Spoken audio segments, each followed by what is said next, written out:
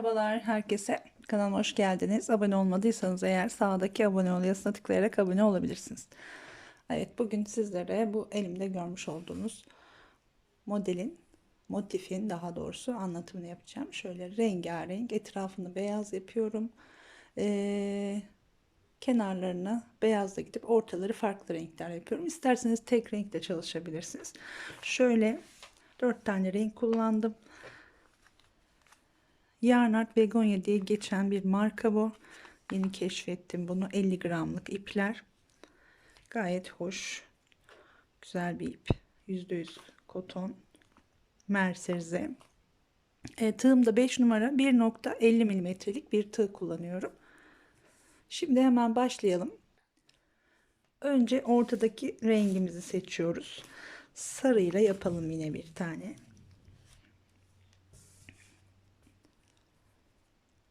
7 tane zincir çekiyorum. Bu ipin kalınlığı nasıl söyleyeyim, 50 numaranın bir tık üzeri, yani 50 numara ayarında diyebiliriz. 7 tane zincir çekiyoruz. 1 2 3 4 5 6 7 zincir. İlk zincirin içine giriyorum, birleştiriyorum. Çok güzel bebek battaniyesi falan da olur yani bu modelle. Genelde ben masa örtüsü runner diye paylaşım yapıyorum ama 2 3 4 tane de zincir çektim. İsterseniz tabii o şekilde ürünlerde yapabilirsiniz. Pardon, şimdi ben konuşuyorum diye anlatmadan örüyorum. 4 zincir çektik. Tığın başına 2 defa doladık. Önce bir ilmek, sonra 2 alarak yukarıya çıktım. Dördüncü çekme işlemini yapmıyoruz. Bu şekilde 4 tane trabzan yapıyoruz önce. Sonra hepsini birlikte topluyoruz. Önce 1, sonra 2, 2. Şimdi bütün ilmekleri birlikte toplayıp bir tane zincir çekiyorum. Evet, bir zincirimizi çektikten sonra burada zincir çekmiyoruz, örümcek yapacağız. Örümcek için şöyle şu kadar bir mesafe belirliyorum. İpi çekiyorum. Buradan ilmeği aldım, içinden geçirdim. Tekrar arasındaki tek ilmeğin arasına girerek bir sık iğne ile burayı sabitledim. Tekrar 2 defa doladım. Şimdi boşluğun içine tekrar giriyoruz. 1 2 3 defa çektik, bıraktık. 2 doladık. 1, önce bir ilmek, sonra ikişer ikişer 3 defa çektim, bıraktım. Üçüncü trabzanı yapıyorum. 1 2 3. Dördüncü trabzanı da aynı şekilde yapıyoruz. 1 2 ve 3. Şimdi hepsini birlikte çekip bir tane zincir. Şurada bir tane örümceğimiz olacak.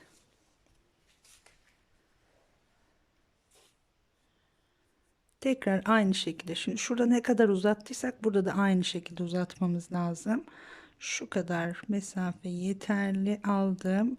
Şu bir şuradan elimi tutuyorum ya, örümcek yapmayı bilmeyenler için şuradan tutuyorum elimi, bu ilmeği buradan geçirdim, şuradaki tek ipimizin arasından girip bir sık iğne yaparak kapattık. Tekrar 2 doladık. Yine aynı şekilde ortadaki boşluğa batıyoruz. 3 defa çekip bırakıyoruz. Önce bir ilmek alır, sonra 2 2 alarak 3 defa çekiyoruz. Dördüncüyü en son 4 trabzan yaptıktan sonra.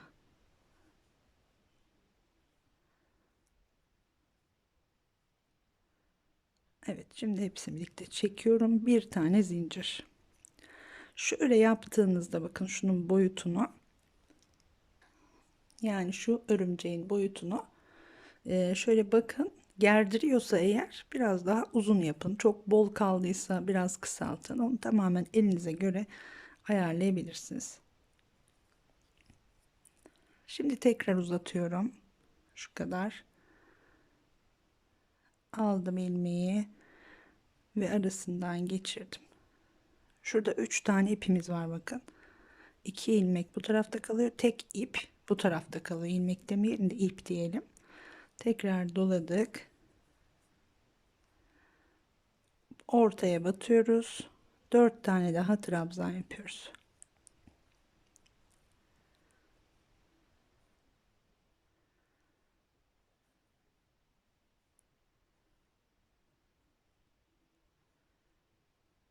Üç oldu ve 4. 2 4 5 tane ilmeğimiz var ve hepsini birden çekiyoruz. Bir tane de zincir. Şimdi tekrar bir örümcek daha yapıyoruz ve bitiriyoruz. Sarıyla işimiz bitiyor. Şöyle çekiyorum. Arasından girdim. Bir sık iğne ile kapattım.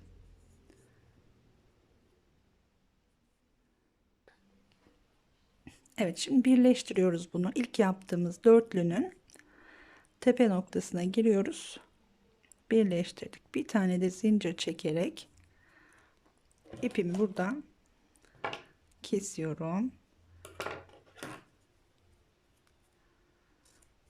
Sarı renkle işimizi bitirmiş oluyoruz. Şimdi şu ipi üzerine beyaz gideceğiz. Beyaz giderken gizleyeceğiz. Beyazı da hemen ipi kestiğimiz yerin arkasındaki örümceğin içinden takarak başlayacağım. Önce bir tane zincir çekelim.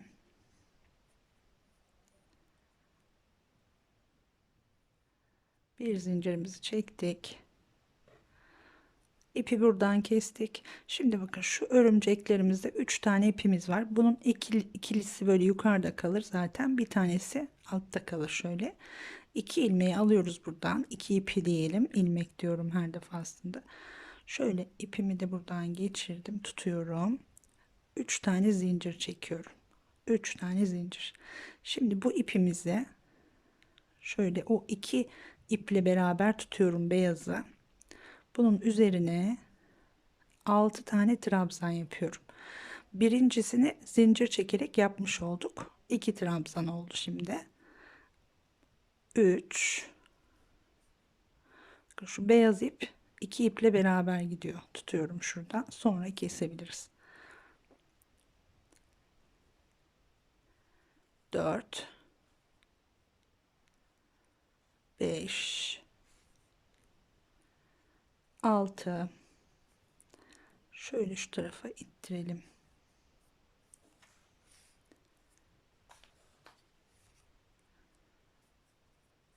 Şimdi tığın başını doluyoruz.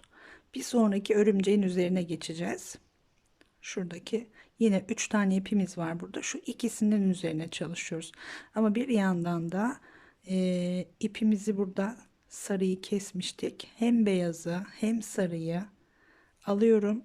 Şuradaki iki iple beraber tığı doladım. Direkt buradaki boşluğa girdim. 1 2 3 4 5 6 6 tane trabzan. Arkadan bakalım.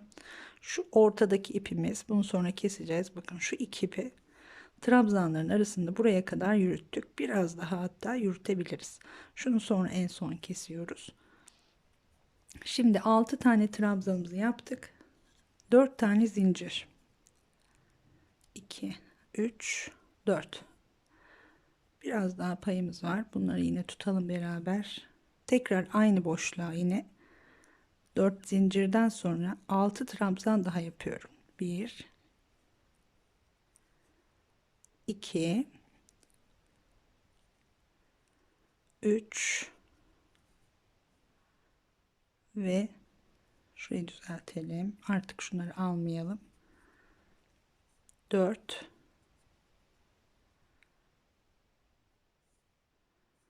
5 6 Yürüttüğümüz ipler burada. Artık bunları kesebiliriz buradan. Şöyle dibinden kesebiliriz, artık buraya kadar yürüttük. Ortadaki ipimizi de zaten trabzanların arasında gizledik. Şöyle temiz çalışalım. Önce ortayı yapıp sonra bütün motiflerin kenarlarını yaparak da çalışabiliriz. Aynı boşluğa bir tane ipimiz şurada kaldı, bakın. 6 trabzan, 4 zincir, tekrar 6 trabzan yaptık. Şimdi tığın başını dolayıp direkt bir sonraki boşluğa geçiyoruz. Yine 3 tane ipimiz var, bakın burada. Şöyle ikisini bir alarak batıyorum. Bir tanesi burada kalıyor. Şöyle bir çizgi oluşuyor burada da. Şimdi yine tığımızı bir kez dolayıp diğer boşluğa geçelim. 1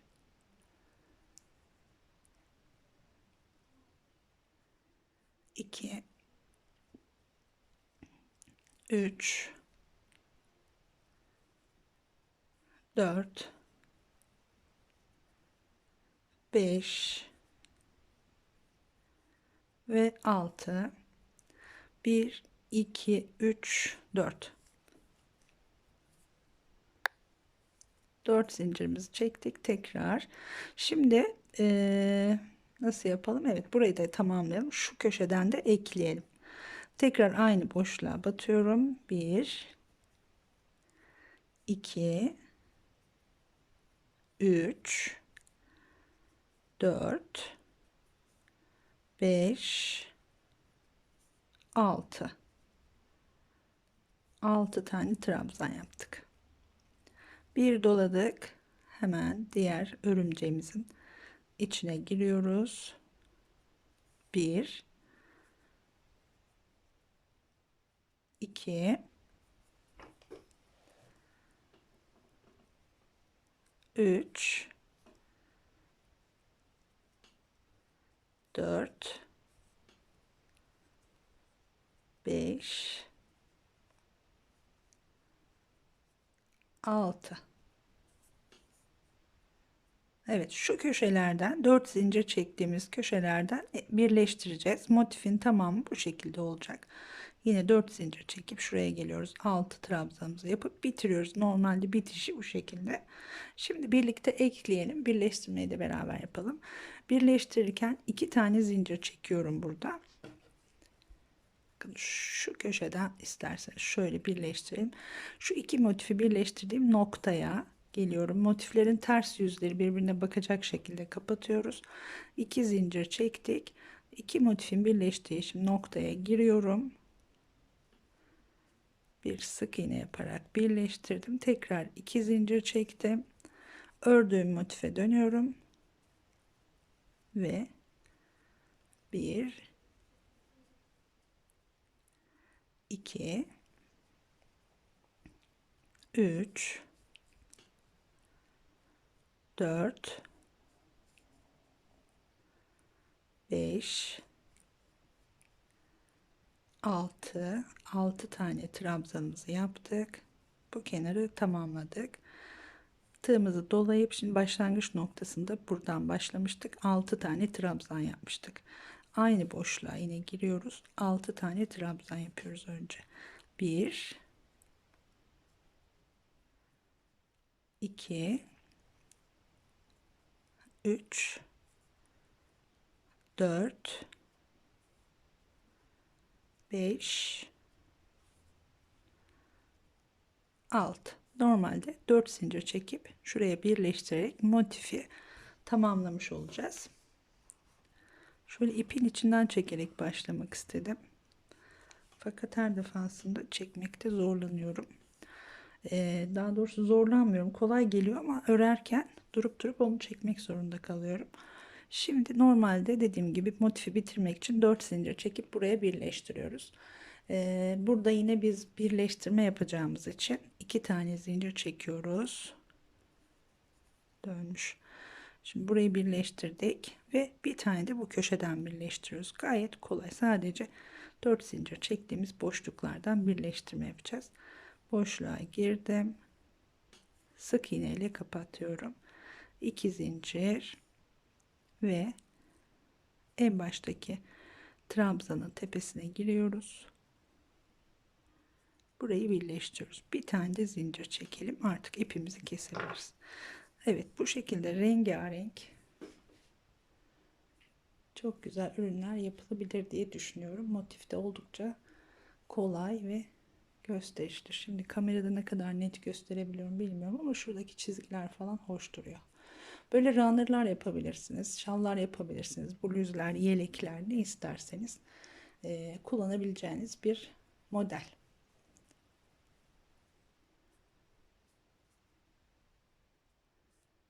Daha ince iplerle de yapabilirsiniz tabii ki. İlla bu iple yapmanıza gerek yok. Altın başak maxi kullanıyorum genelde. Bu ipi dediğim gibi yeni keşfettim. Biraz daha kalın yalnız bu. Ama büyük runner'lar, masa örtülerinde, perdelerde kullanabileceğiniz bir ip. Örmesi de oldukça zevkli ve kolay. Ve tüylenmeye de yapmayan bir ipe benziyor. Renkleri de var. Birçok rengi var. Evet, umarım beğenmişsinizdir. Beğenip beğenmediğinizi yazarsanız sevinirim tabii ki. Daha güzel modellerde görüşmek üzere diyorum. Hoşça kalın.